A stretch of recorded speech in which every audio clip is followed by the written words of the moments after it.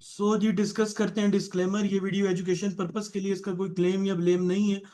आज के दिन आर्टिफिशियल इंटेलिजेंस बेस्ड कॉल सबसे पहले मार्केट की अपडेट्स के मार्केट जो है 175 176 आपको दिखाने लगी है। और मैक्सिमम हो सके अपने प्रॉफिट्स को बुक कर लें और स्विंग ट्रेड के ऊपर चले जाएं, इन्वेस्टमेंट के ऊपर ना जाएं। दूसरी शॉर्ट कॉल दी गई, इस पॉइंट को ज्यादा वैलिडेट करने के लिए शॉर्ट की कॉल हम देते होते हैं कि हम लोगों को ये समझ आ जाए भाई आज शॉर्ट लगने लगी है। और ऊपर भी हमने मार्केट में लिखा हुआ है कि only favourable for short now. अब मार्केट जो है शॉर्ट के लिए थोड़ी अवेलेबल है, कुछ घंटों के लिए, दिनों के लिए। सीजेपीएल अपर कैप के लिए दिया गया, जीओसी ट्रेड कॉल दी गई, सर्ट भी ट्रेड कॉल दी गई, और साथ में पीएसवाई। तो माशाल्लाह ये तीनों चारों जो है ना ये कैप हो चुके। सर्ट भी कैप, जीओसी भी कैप, और सीजेपीएल भी कैप, पीएसवाईएल भी बहुत जबरदस्त, मतलब कि एंट्री पॉइंट्स इसके मिल गए। तो गिरती मार्केट में -6000 में भी अगर आपकी कॉल एग्जीक्यूट हो रही है तो फिर अल्लाह ताला का शुक्र अदा करना चाहिए। सर आज के दिन ये जो स्टडी है, सर आज के दिन ये जो स्टडी आप लोगों के साथ हम शेयर करने लगे, ये बहुत वैल्यूएबल स्टडी है। और ये वो स्टॉक है जो कि हमारी लिस्ट में है, और जो कि हमने ऑलमोस्ट 14 जून से ये लिस्ट शेयर की हुई, उसमें ये लिस्ट में इन्वॉल्व है। सर क्वेश्चन मैं थोड़े बाद में लूंगा, तो ये अभी आता हूँ क्वेश्चंस की तरफ में। सो डिस्कस करते हैं जी वन बाय वन इन सारी चीजों को। तो ये कौन सी कंपनी है, कौन सी रिपोर्ट्स है, कौन सी ऐसी चीज है जो कि इन कंपनीज को डिस्टिंग्विश बना रही है। तो 9 मंथ फाइनेंशियल रिव्यू के ऊपर ये डेटा आपको शेयर किया जा रहा है। तो एएसएल पहले, और एस्टल, ये दो कंपनी स्टील सेक्टर से ये दो कंपनीज उठाई गई हैं। ये जो कंपनीज हैं इंशाल्लाह ताला, ये कंपनी आपको इनमें से जो बेटर है वो भी हम देख लेंगे। ये कंपनी आने वाले दिनों में बेस्ट परफॉर्म करने लगी है।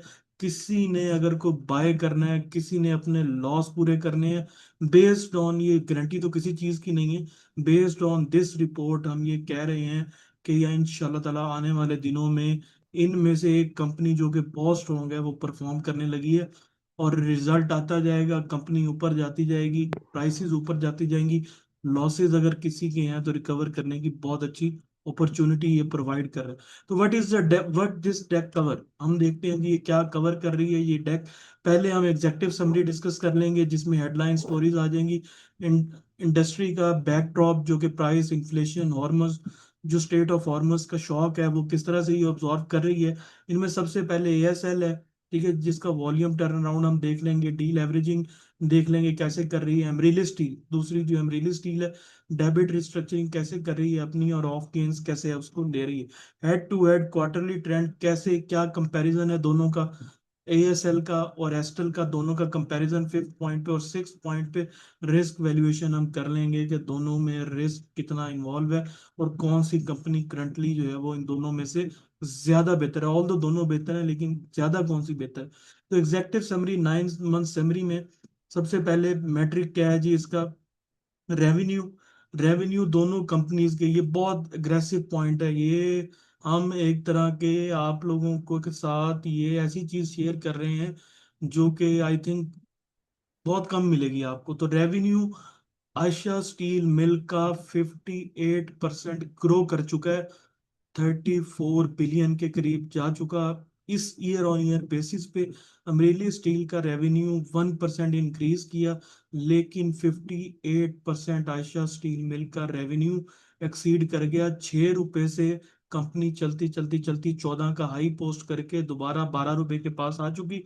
ग्रॉस प्रॉफिट देखें आप, आयशा स्टील मिल का 3 बिलियन का है ग्रॉस प्रॉफिट, और 385% ग्रोथ है इसकी। ठीक है जी, ये ग्रॉस प्रॉफिट इसका थ्री मतलब ऑलमोस्ट 400% इंक्रीज कर चुका है।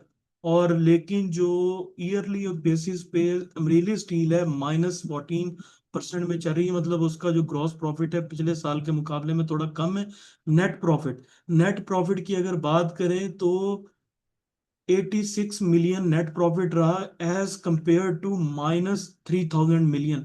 मतलब कि 2025 में एस्टल अमरीली स्टील का जो प्रॉफिट था, ग्रॉस प्रॉफिट, नेट प्रॉफिट, वो था -3000। और ये अब करंटली स्टैंड कर रहा है पॉजिटिव 868 मिलियन के ऊपर। बहुत बड़ी अचीवमेंट है कंपनी की ये, कि -3000 मिलियन से निकल कर ऑलमोस्ट 900 मिलियन तक अपने आप को ले आई है।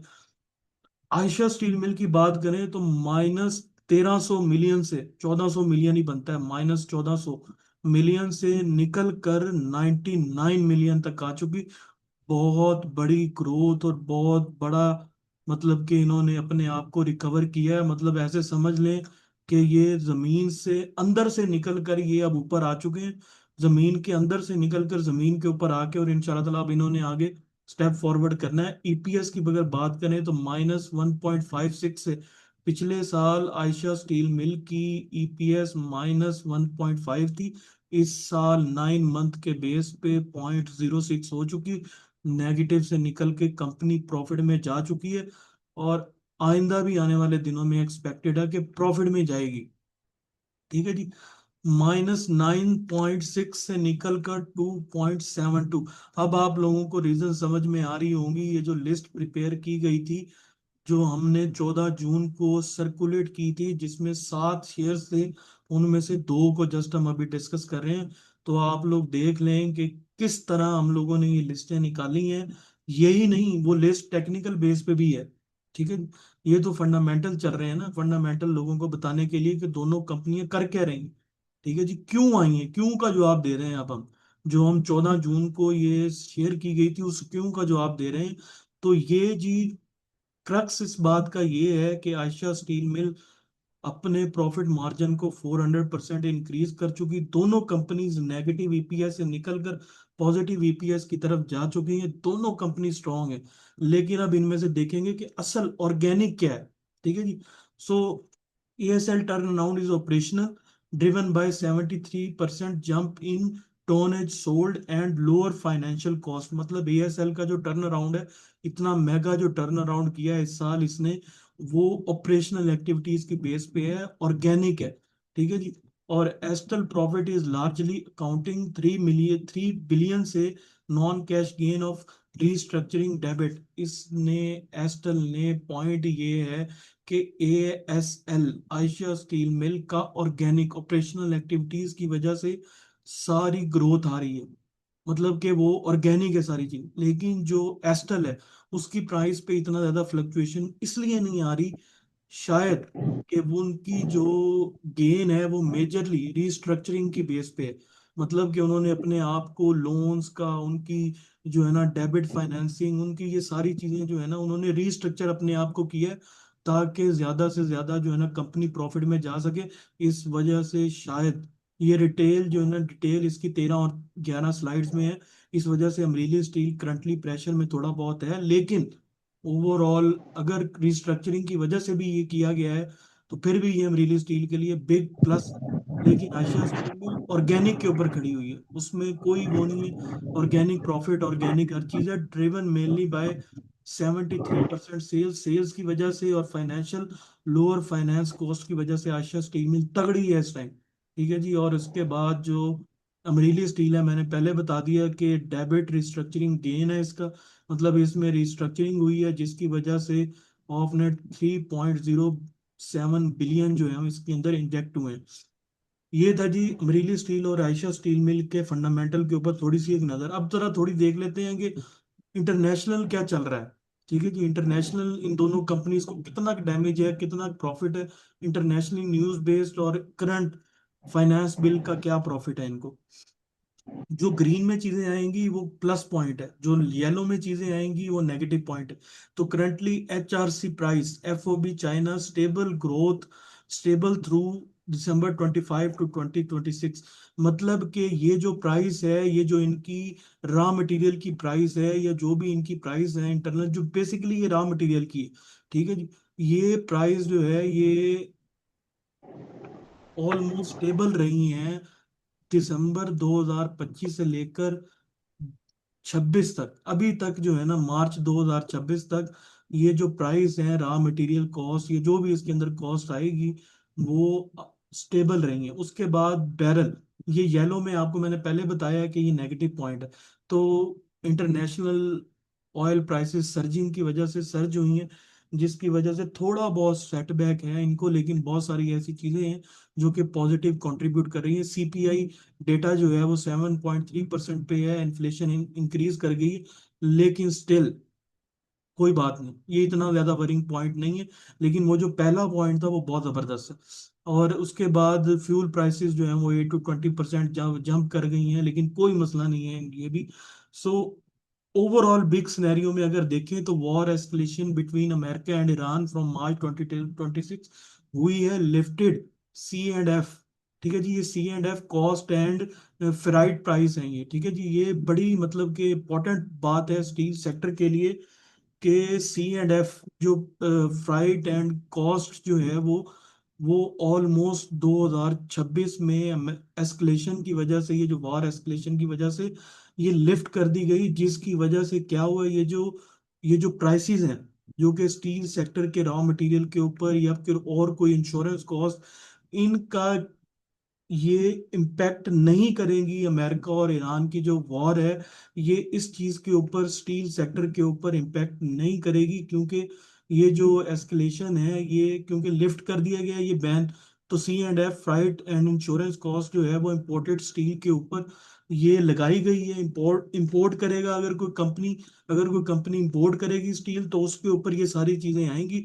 जो कंपनी लोकल मैन्युफैक्चरिंग कर रही है उसको कोई जरूरत नहीं है डरने की, और कोई जरूरत नहीं है किसी भी चीज का फेयर करने की। तो ये पॉइंट बड़ा ही वैलिड पॉइंट है स्टील मिल के लिए, कि इंपोर्टेड स्टील के ऊपर जो है करंटली बहुत ज्यादा उसको डिस्करेज किया गया। ठीक है जी, तीसरा क्या है कि दूसरा पॉइंट जो कि नेगेटिव जाता है स्टेट ऑफ हॉर्मस की वजह से, क्या है कि क्लोज है मार्च 2026 से, जो कि LNG पेट्रोलियम सप्लाई और इन चीजों को, ये तो सबको ही पता है। स्टेट बैंक जो है ना वो मॉनेटरी पॉलिसी जो है ना, जब तक इंटरेस्ट रेट लोअर थे थोड़े बहुत एक्सीड किए हैं, लेकिन still no point of worry. ये दोनों पॉइंट तो मतलब कि ठीक है, मतलब ये इम्पैक्ट करेंगे, लेकिन इनका इतना मेगा इम्पैक्ट नहीं। ऑब्वियसली वक्त के साथ ये स्टेट ऑफ हॉर्मस वगैरह ये क्लियर हो जाएगी और ये सब चीजें सेट हो जाएंगी। अच्छा, दूसरा जो इम्पोर्टेंट पॉइंट है वो डिसरप्शन टू चाइनीज इंपोर्ट। मैंने पहले बताया आपको कि इंपोर्ट जो है वो बंद की गई है, डिस्करेज की गई है। तो ये चाइना से जो इंपोर्ट आ रही थी वो डबल एज स्वॉर्ड की तरह काम कर रही थी, लेकिन ये भी चीज अब खत्म कर दी गई है। तो इंशाल्लाह ताला लोकल मार्केट्स को बहुत ज्यादा बेनिफिट होने वाला है। इसके अलावा documented tax paying procedure remains मतलब कि ये डॉक्यूमेंटेड जो प्रोसीजर है टैक्स पे करने के और फलाने चीजों के, ये जो है ऑब्वियसली पाकिस्तान में ये नेगेटिव बात एक तरह से इसलिए नहीं है क्योंकि मेजोरिटी जो है ना कैश ट्रेडिंग होती है, और बहुत सारी चीजें ऐसी जो कि कंपनीज या दूसरी जो लोग करते हैं वो डॉक्यूमेंटेड प्रूफ में नहीं जाते। ठीक है। और तीसरा जो आखिरी इंपॉर्टेंट पॉइंट है वो ये है कि PALSP, ये पाकिस्तान की एक रेगुलेटरी बॉडी है जो कि स्मगलिंग को और जो कि ये सारी चीज़ों को, इंपोर्टेड स्टील की स्मगलिंग को और फलानी चीज़ों को ये सख्त तरीके से जो है ना मॉनिटर कर रही है। इसका बेनिफिट क्या होगा कि एक तो लोकल मार्केट्स को इम्प्रूवमेंट आएगी, प्रोडक्शन कॉस्ट कम होगी, इम्प्रूव प्रॉफिट मार्जिन कंपनी को मिलेगा, हायर कैपेसिटी यूटिलाइजेशन, मतलब कंपनी का जो भी स्टील मैन्युफैक्चर हो रहा है वो मार्केट्स तक पहुंचेगा, और greater market share for local manufacturers. ये सारे पॉइंट्स मिलके ये बताते हैं कि करंटली लोकल जो मैन्युफैक्चरर हैं स्टील के, उनको बहुत ज्यादा गवर्नमेंट भी फैसिलिटेट कर रही है और बाकी जो पैरामीटर्स हैं वो भी फैसिलिटेट कर रहे हैं। ओनली प्रॉब्लम इज कि LNG की प्राइस और स्टेट ऑफ फार्मर्स जो बंद है वो थोड़ी सी इनकी मार्केट को डिसरप्शन क्रिएट कर रही है, लेकिन विद पैसेज ऑफ टाइम इंशाल्लाह ताला ये भी सेट हो जाएगा। Two companies different stories. Ayesha steel mill निकल के हम आ गए हैं दोबारा, ये जो इंटरनेशनल न्यूज है और ये सारी चीजें हैं इनसे निकल के हम आ गए हैं दोबारा से फंडामेंटल के ऊपर। तो अमरीली स्टील और आयशा स्टील को वन बाय वन देखेंगे, ये बहुत इंपॉर्टेंट स्लाइड है। ठीक है जी, इनका इनकॉर्पोरेटेड 2005, लिस्टेड इन PSX 2012। ठीक है जी, आयशा स्टील मिल 2012 में लिस्टेड हुई और बनी जो है ना वो ऑलमोस्ट 2005 में है। प्रोडक्ट है इनकी CRC, कोल्ड रोल्ड कॉइल्स, और उसके बाद HDGC, मतलब कि हॉट डिप्ड गैल्वेनाइज्ड कॉइल। ठीक है जी, ये दो इनके मेन प्रोडक्ट हैं जो कि आयशा स्टील मिल बनाती है। मजे की बात, अमरीली स्टील मिल का लॉन्ग स्टील बार्स है, जो कि बिलेट्स फॉर कंस्ट्रक्शन, ये मेनली जो है ना कंस्ट्रक्शन के लिए स्टील बनाती है।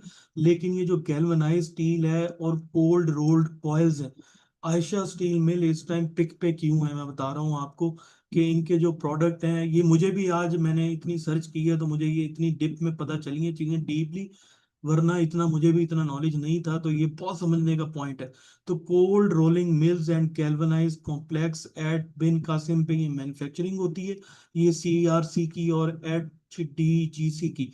Demand is closely linked to growth, ये बड़ा इंपॉर्टेंट पॉइंट है कि ये जो डिमांड है इसकी, इसके इसके स्टील की, वो कहाँ कहाँ है, ऑटोमोटिव इंडस्ट्री में है। कंस्ट्रक्शन ऑटोमोटिव इंडस्ट्री इनकी मेन एक तरह से यूटिलाइज्ड स्टील में आती है, जहाँ जहाँ पे इनका स्टील यूटिलाइज होता है। कंस्ट्रक्शन में जाती है, वाइट गुड्स में जाती है, इंडस्ट्रियल मैन्युफैक्चरिंग सेक्टर्स में ये जाती है, मतलब इनकी डिमांड इतनी मतलब बिग स्केल पे है। ठीक है।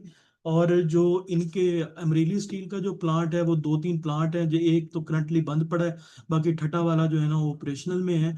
और इस अगर आयशा स्टील मिल के 9 मंथ प्रोडक्शन की बात की जाए, प्रोडक्शन इनकी बहुत ज्यादा लेवल पे इंक्रीज कर गई है, 73% इंक्रीज कर गई है ईयरली बेसिस पे। और मैं अपने दोस्त है मेरे, एक बात कर रहा था उनके साथ, उनका ये कहना था कि अगर कंपनी, अगर आयशा स्टील मिल, ये कोई डॉक्यूमेंटेड प्रूफ तो नहीं है लेकिन एक नॉर्मल एक बात है कि आयशा स्टील मिल अगर 1,40,000 टन से इंक्रीज कर गई ईयरली बेसिस पे, इट मीन्स कि आयशा स्टील मिल बहुत हैवी डिमांड है उसके स्टील की मार्केट के अंदर, और बहुत हैवीली उसकी जो है ना वो प्राइस प्रॉफिट के ऊपर और सारी चीजों के ऊपर इम्पैक्ट पड़ेगा।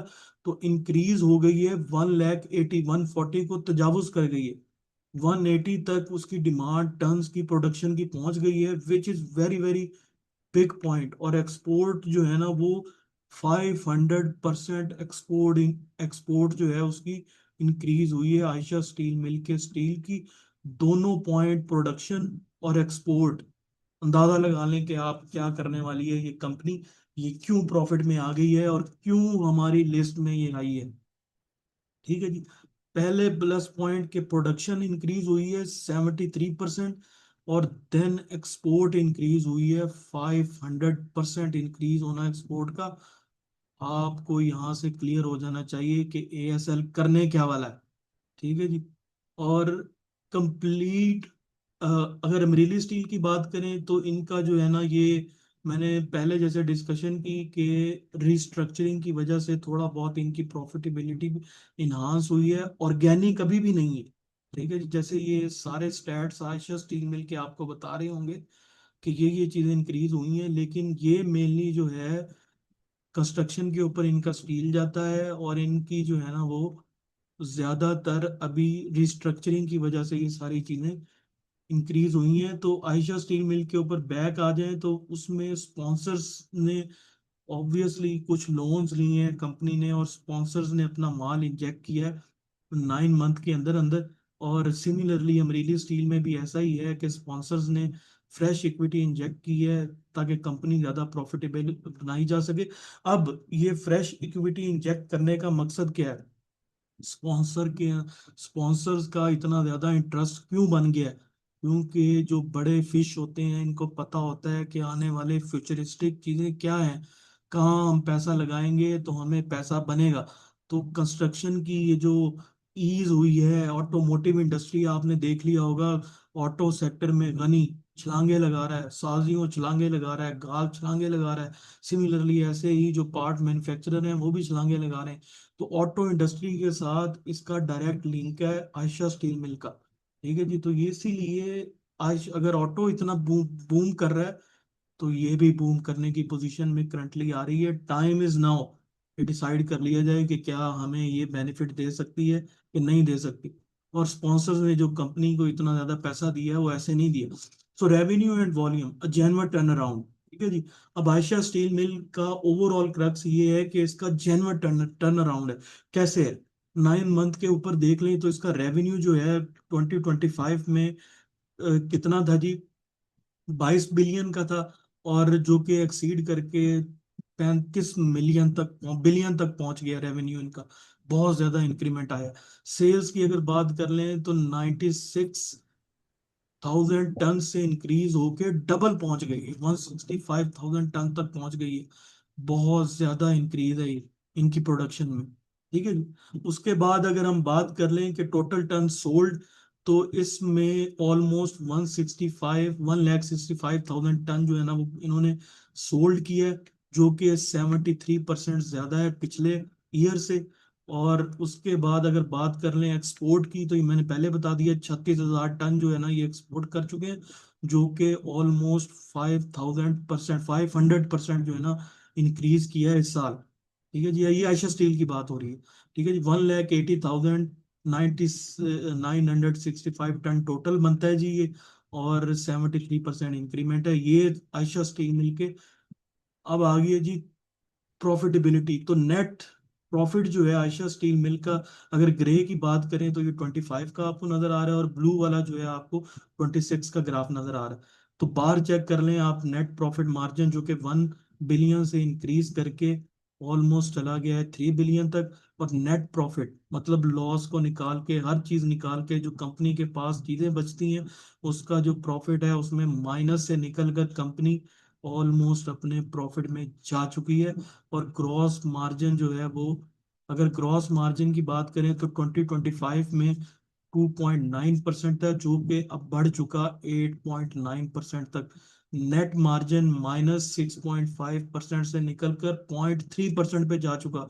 फाइनेंस कॉस्ट जो कि इन्होंने बहुत ज्यादा इंप्रूव किया है, कि इन्होंने अपनी फाइनेंस की कॉस्ट काटी है। ठीक है, फाइनेंशियल जितने भी इनके ऑपरेशंस थे उनमें 2.2 बिलियन पहले खपरा था, लेकिन अब खप रहा है ओनली 1.31 बिलियन। आई होप कि कंपनी ऐसे ही परफॉर्म करती रहे और लोगों को बहुत ज्यादा प्रॉफिट देके जाए। ठीक है जी।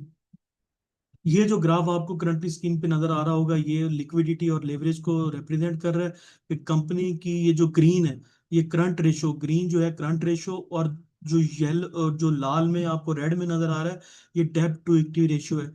ठीक है जी, आयशा स्टील मिल की डेब्ट टू इक्विटी रेशो कम हुई है पिछले साल के मुकाबले में, एज कंपेयर टू जून 2025 मार्च 2026 तक इनकी डेब्ट टू इक्विटी रेशो ऑलमोस्ट 20-30% कम हो गई है। ठीक है जी, और इनका लिक्विडिटी मार्जिन ज्यादा इंक्रीज हो गया, विच इज वेरी बेनिफिशियल। मतलब ओवरऑल सिनेरियो इसका बता रहा हूँ कि ये कंपनी मतलब कि बहुत ज्यादा इंप्रूवमेंट कर गई है।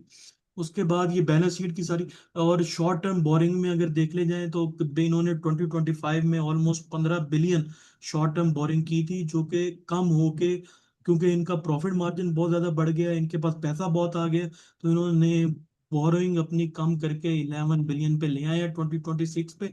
27.3 बिलियन जो है वो टोटल लिक्विडिटी आप इनके पास पड़ी हुई है मार्च 2026 में, जो कि पिछले साल 20.6 बिलियन पे थी।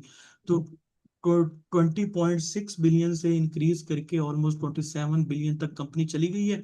और कम्युटेटिव स्पॉन्सर कंट्रीब्यूशन, स्पॉन्सर्स ने 7.2 बिलियन जो है ना करंटली कंपनी को दिया है, ताकि वो अपनी रिफाइनमेंट कर सके, अपने आप को इम्प्रूव कर सके, जो कि उनका पैसा आई थिंक बहुत जबरदस्त यूटिलाइज किया है कंपनी ने।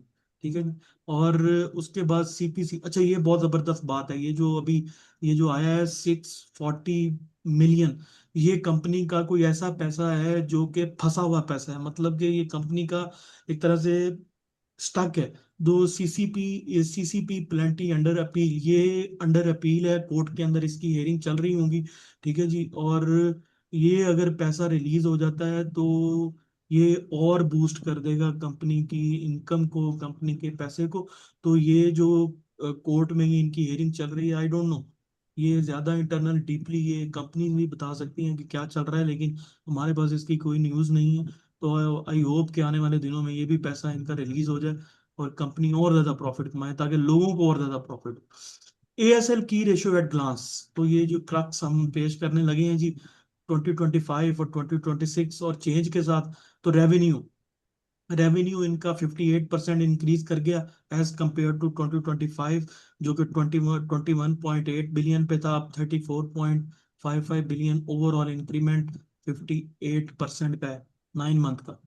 ठीक है जी। और ग्रॉस मार्जिन जो कि 2.9% पे था, वो 8.9%, very very high increment, 6 points का इंक्रीमेंट है ये। नेट मार्जिन माइनस में था, -7 में, -6.4 पे, जो कि इंक्रीज करके 0.3% पे आ चुका है। टर्न अराउंड हुआ है, बहुत जबरदस्त हुआ है 9 मंथ में। और ईपीएस, ईपीएस तो सभी को समझ आ जाएगी, -1.56 से निकल कर 0.06 आ चुकी। और ये ऑर्गेनिक है, ये कोई कंपनी ने कोई एसेट्स नहीं बेचे, कंपनी ने कोई ऐसी चीज नहीं की या कोई लोन लिया या कोई एसेट्स बेचे जिसकी वजह से जो है ना कंपनी एकदम प्रॉफिट में नहीं। कंपनी ऑर्गेनिकली ऊपर आ रही है। अगर ऑर्गेनिकली ऊपर आ रही है तो आई होप कि आने वाले 6 क्वार्टर, आने वाले जो है ना अगले साल 2 साल, ये कंपनी बहुत जबरदस्त परफॉर्म करने लगी है बेस्ड ऑन दीज फैक्ट्स। ठीक है जी। फाइनेंशियल कॉस्ट क्या है जी? फाइनेंस कॉस्ट उसकी 2.27 बिलियन थी, जो कि कट होके 1.31 बिलियन रह चुकी। और -42% इन्होंने अपना फाइनेंशियल कॉस्ट की है। ये बहुत जबरदस्त पॉइंट है। शॉर्ट टर्म बोरिंग इनकी हम पहले डिस्कस कर चुके कि 15 बिलियन से उतर कर 10 बिलियन तक आ गई है, जो कि इंशाल्लाह ताला आगे भी नेक्स्ट जो है ना, क्योंकि कंपनी खुद अपना पैसा जनरेट कर रही है, उनको शॉर्ट टर्म बोरिंग की अब जरूरत मेरे ख्याल में नहीं रहेगी। करंट रेशो जो है वो 0.88 से निकल कर 0.33 इंप्रूव कर गई है। करंट रेशो मुराद की लिक्विडिटी उनकी, ठीक है जी, कंपनी में कितनी लिक्विडिटी आई है, कितना पैसा आया है, क्या आ रहा है कंपनी के अंदर, सो ये भी इम्प्रूव कर गई है। डेब्ट to equity ratio, last slide में हमने डिस्कस किया था कि डेब्ट टू इक्विटी रेशो 0.88 से कम होकर 0.6 रह गई है, जो कि बहुत ज्यादा इंप्रूवमेंट है ये कंपनी के लिए। और डेब्ट टू इक्विटी रेशो अगर किसी की इतनी इंप्रूव हो जाए तो आने वाले दिनों में कंपनी और ऊपर जा सकती है। ये बहुत जबरदस्त स्टैट्स है। ये था जी एएसएल का। ठीक है जी, क्योंकि ये मीटिंग ओवर होने में हेलो। 10 मिनट रह गए हैं, हेलो। तो हम क्या करते हैं कि हम एएसएल के ऊपर ही हेलो। स्टिक करते हैं, या फिर मैं 5 मिनट के अंदर अंदर ये एस अमरीली स्टील को भी खत्म कर दूंगा। अमरीली स्टील, मेजर ये बात है कि अमरीली स्टील के नेट सेल्स इंक्रीज हुई हैं, ऑलमोस्ट 13 से 15 बिलियन तक जानी चाहिए, कोई गलती है इसमें, कोई 13 से 15 बिलियन तक चली गई हैं। और ग्रॉस प्रॉफिट उनका लेकिन कम हुआ है, ठीक है, 340 से कम होकर 294 में आया है, जो कि नैरो डाउन कर रहा है इस कंपनी को थोड़ा बहुत।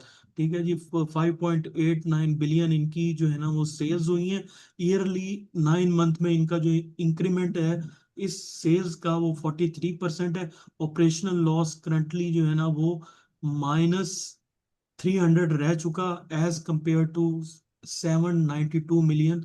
मतलब पिछले साल उनका 792 मिलियन था ऑपरेशनल लॉस, कम होके -300 में रह चुका। और इसके अलावा ग्रॉस मार्जिन जो है उनका, प्रॉफिट मार्जिन उनका 2.26% इंक्रीज हुआ है, जो कि डाउन था 2.63% इंक्रीज होकर 2.26% पे आ चुका। सो ये जी रिस्ट्रक्चरिंग इन्होंने की है थोड़ी बहुत। क्या रिस्ट्रक्चरिंग में किया है जी? लॉन्ग टर्म लोन लिए हैं थोड़े से कंपनी ने, टर्म टर्म आउट लोन लिए हैं, मार्कअप पे थोड़ी सी चीजें ली हैं, और टोटल गेन जो है वो 3072 बिलियन है। ओवरऑल रिस्ट्रक्चरिंग करके इन्होंने, इस स्लाइड को आप जरा यूट्यूब पे, ये वीडियो अपलोड होगी क्योंकि टाइम कम है, मैं इतना ज्यादा इसकी मैं एक एक लाइन डिस्कस नहीं करूंगा, तो इसको जाके पढ़ लीजिएगा और देख लीजिएगा। इसमें काइबो रेट्स और फलाना XYZ ये सारी चीजें हैं। तो ओवरऑल क्या है कि जी कंपनी का डेट जो है वो 18 से निकल कर ऑलमोस्ट 13% जो है ना रिकवरी की है। लॉन्ग टर्म फाइनेंसिंग ली है उन्होंने, सो डेप्ट उनका थोड़ा बहुत डेट कम हुआ है, लेकिन स्टिल बहुत ज्यादा भी जरूरत है। करंट रेशियो, डेप्ट टू इक्विटी रेशियो और कैश के ऊपर बात करें तो करंट रेशियो उसकी 0.52 से निकल कर 1.42 है, विच इज गुड। ये करंट रेशियो का इंप्रूव होना मींस के लिक्विडिटी कंपनी के पास आ रही है Aahista Aahista. Date to equity ratio की बात करें तो डेट टू इक्विटी रेशियो 3.1 पे थी, जो कि बहुत ज्यादा थी, और 2.1 भी स्टिल बहुत ज्यादा है। जो अच्छी कंपनी है जिनका डेट टू इक्विटी रेशियो, अच्छी कंपनीज वो हैं जितने जीरो के क्लोज जाता रहेगा ये debt to equity ratio. Debt mean कि कंपनी के पास लोन कितना लिया है, और इक्विटी मीन्स कि उन्होंने कितनी इक्विटी जनरेट कर रहे हैं वो लोग। ठीक है जी। ये तो और आम लैंग्वेज में समझ लें कि एक घर है जो कि लोन के ऊपर चल रहा है, और वो क्या कर रहा है कि अपने पैसे मैनेज कर रहा है। अगर उनके पास अपने कमाने की बहुत ज्यादा प्राइस है, मतलब कोई एक खर्चा घर का 50,000 है और कमाने वाले अगर लाख कमा रहे हैं, इट मीन्स कि उनके पास डेट टू इक्विटी रेशियो 0.5 की है। मतलब कि वो बड़ा अच्छा मैनेज कर सकते हैं अपनी चीजों को। जीरो के जितना करीब होता जाएगा डेट टू इक्विटी रेशियो, उतनी ज्यादा कंपनी स्ट्रांग से स्ट्रांग होती जाएगी। तो एस एएसएल का जो डेट टू इक्विटी रेशियो था करंटली 0.6 पे था, और इसका 0.23 है। ये करंटली अभी ज्यादा है, लेकिन क्योंकि कंपनी इंप्रूव कर रही है तो नो बडी नोज के आने वाले दिनों में ये शायद और कम हो जाए। कैश क्या था कि इनके पास 3.91 बिलियन का है, और करंटली जो है वो 1.45 बिलियन का इनके पास कैश है, जो कि थोड़ा बहुत कम हुआ है। की रेशियोज में अगर बात करें एज कंपेयर टू पिछले साल की, तो हम पहले नेट सेल्स को देख लेते हैं। नेट सेल 12.3 पे थी, जो कि 13 पे पहुंच गई। थोड़ा बहुत इंक्रीमेंट आया है, 1% का। ग्रॉस प्रॉफिट मार्जिन जो है वो -0.4 में चला गया है, लेकिन स्टिल ओके फाइन, क्योंकि कंपनी इंप्रूव कर रही है ना, तो इम्प्रूवमेंट में इतनी की गुंजाइश होनी चाहिए। ईपीएस में अगर देखें तो 9 -9 से निकल कर 2.72 पे चली गई है। होली सोली मकसद बताने का ये है कि ईपीएस ग्रो की है, लेकिन ईपीएस ऑर्गेनिक नहीं है, ये रिस्ट्रक्चरिंग की वजह से है। ये मैं दोबारा दोबारा एस्टल की बात कर रहा हूँ, लेकिन शायद ये रिस्ट्रक्चरिंग उन्होंने जो की है, ये शायद उन्होंने ऑब्वियसली की होगी कि कंपनी ज्यादा से ज्यादा डिमांड को पूरा करे, अपनी जगह बनाए, डिमांड ज्यादा से ज्यादा पूरी करे कंपनीज की, और जगह बनाए कंस्ट्रक्शन इंडस्ट्री में। तो शायद ये जो है ना ऑर्गेनिक तरीके से भी अब वापस आएंगे। फाइनेंशियल कॉस्ट इनकी अगर देखें तो 3.14 बिलियन पे थी, जो कि कम होकर 2.38 है। बहुत जबरदस्त है, -24% कम हुई है। शॉर्ट टर्म बोरिंग के ऊपर जाएं तो 7.17 बिलियन से 4.2 बिलियन इनके शॉर्ट टर्म बोरिंग की है, जो कि बहुत जबरदस्त है। सो बोरो इन्होंने कम की है। करंट रेशियो इनकी अगर देख लें तो 0.5 से 1.42, मतलब कंपनी के पास थोड़ा बहुत पैसा आया है, जो कि इम्प्रूव हुई है। सो अर्निंग ओवरऑल क्रक्स में ये देख लें कि आप लोगों के रिस्ट्रक्चरिंग की वजह से ही, इसका मकसद ये है कि रिस्ट्रक्चरिंग की वजह से ये सारी चीजें जो है ना, ये इंप्रूवमेंट आ रही है कंपनी के अंदर अंदर अंदर। तो आने वाले दिनों में शायद ये बहुत अच्छा परफॉर्म कर जाएगी, लेकिन इन दोनों कंपनी का ईयरली जो कमिंग रिजल्ट है और जो फोर्थ क्वार्टर का रिजल्ट है, ये इनको बताएगा कि अब कंपनी क्या करेगी। उसकी बेस पे डिसाइड होगा कि क्या होगा। ठीक है जी, ये ईयरली रिजल्ट इनको बहुत अच्छा देना मस्ट है, और लग ऐसे रहा है कि आशिया स्टील मिल सक्सेसफुल रहेगी अपना ईयरली रिजल्ट अच्छा पोस्ट करने में। और अमरीली स्टील शायद थोड़ा बहुत स्ट्रगल कर ले, लेकिन ओवरऑल ये भी अच्छा ही रहेगी एज कम्पेयर टू प्रीवियस। तो ओवरऑल क्रक्स अगर बात कर लें तो इनका जो फ्लैट स्टील है, जिसमें ये सारी मैन्युफैक्चरिंग मैंने डिस्कस कर ली है। 9 मंथ रेवेन्यू में बात कर लें तो इनका रेवेन्यू 34 बिलियन है, अमरीली स्टील का 13 है। 9 मंथ रेवेन्यू ग्रोथ में बात कर लें तो 58% इनका ईयरली ग्रोथ है, और अमरीली स्टील का 1% है। और ग्रॉस मार्जिन प्रॉफिट में अगर बात कर लें तो 9% है आयशा का, और 2.2 है जस्ट एस्टल का। और अगर 9 मंथ नेट रिजल्ट कर लें तो 99 मिलियन ऑपरेशनल एक्टिविटीज से कमाए हैं इन्होंने, और उधर 868 मिलियन रिस्ट्रक्चरिंग की मद में उन्होंने कमाए हैं। करंट रेशियो जो है ना 0.6 है, मतलब ईपीएस उसकी 0.6 है, उसकी 2.27 है। डेट टू करंट रेशियो उसकी 1.3 है, उसकी 1.2 मुकाबले में ही चल रहे हैं। सो डेट टू इक्विटी रेशियो उसकी 0.6 है और उसकी 2.23 है। इस वजह से एएसएल थोड़ा बेहतर है। कोर प्रॉफिट जो है इनका पॉजिटिव है, और उनका जो है वो स्टिल नेगेटिव है। और की बैलेंस शीट के ऊपर देखें तो स्पॉन्सर इक्विटी इंजेक्टेड है, और इधर भी स्पॉन्सर इक्विटी इंजेक्ट हुई है, लेकिन डेट रिस्ट्रक्चरिंग भी साथ साथ हो रही है। सो क्वार्टरली मोमेंटम में बात कर लें तो क्वार्टरली रेवेन्यू ऑब्वियसली एएसएल का बहुत ज्यादा बढ़ चुका। ठीक है जी, 4 से 9 पे चला गया। और एस्टल का अगर देख लें तो एस्टल का जो है वो 6 मिलियन था, 4 बिलियन था 2025 में, और 6 बिलियन पहुंच गया। लेकिन एएसएल का क्वार्टर में जो रेवेन्यू है वो 9 से जंप करके 14 में चला गया, विच इज़ वेरी गुड। और नेट प्रॉफिट की बात करें तो एएसएल का जो है वो 317 से 68 पे गया है, लेकिन एएसएल का -900 से निकल कर -300 तक गया है, विच इज़ गुड। बहुत जबरदस्त है ये stats. Risk factor to watch, risk factor क्या है जी? अर्निंग क्वालिटी एस्टल की 9 मंथ प्रॉफिट, जो कि इसने रिस्ट्रक्चरिंग की वजह से की है।